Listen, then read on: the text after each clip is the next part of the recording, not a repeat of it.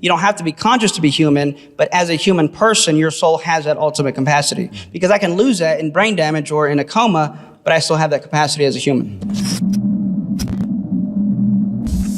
Eric, this is more for you from your breakout session. So you began your discussion about how the soul is immaterial by talking about how consciousness is separate from the brain, how the mind and consciousness is broken up into like the 5 parts that prove it, like thoughts, just for example.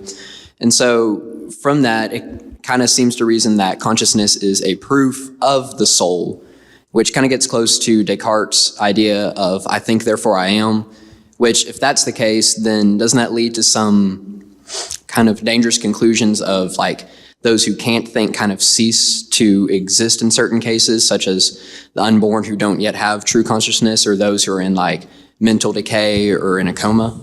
Yeah, so great question. And then if you guys want to add anything to that. So first, I wouldn't say that the mind is, quote, separate from. I would say the mind is distinct from the brain. Now, I do believe they can be separated, but that's another issue. So the mind is distinct from the brain. What you're asking goes deeper in the sense that, so every soul has a nature, and every nature has a certain set of capacities. So the reason you have a human body is because you have a human soul. The reason a dog has a dog body, dog soul. That being said, there are capacities I have that I have not yet actualized. So to explain that, I can speak English and Spanish. So I have the first order capacity to speak these languages, but I have the second order capacity to speak French, which means I cannot speak French, but I have the capacity to develop that capacity. So as the nature of my soul, I have certain capacities, but these capacities don't need to be actualized for me to have them because of my nature.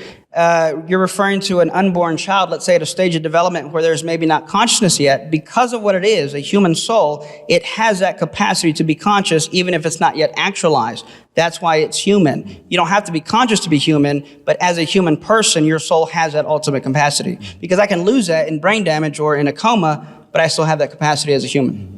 I think I want to say something about your comment about Descartes, because the I think, therefore I am, you're concerned that it might create a problem, so if people don't think, they aren't. Is that right? Okay. The difficulty is, although there are some people I think that would, I wish they would disappear because they're bad thinkers. Descartes' project wasn't like about existence, it was about knowledge. Yeah. He was trying to figure out a way to determine certainty about particular things. And so he's wondering, well, what is something that I know that it's not possible for me to be mistaken about? And then that's going to be his foundation where he's going to try to build certain knowledge. Okay? So a person, you could not know anything and still be, or not. You could believe a lot of stuff and not be confident or still be. But what Descartes was saying, well, how do I even know I exist? How do I even know that I exist? Well, I'm thinking about my existence, and I can't be existing, I can't not be existing if I'm thinking about whether or not I exist. So my mere thought about whether or not I exist proves that he does exist. So this is really a knowledge enterprise. It isn't about the nature of existence. It's about the nature of knowledge that he's working on.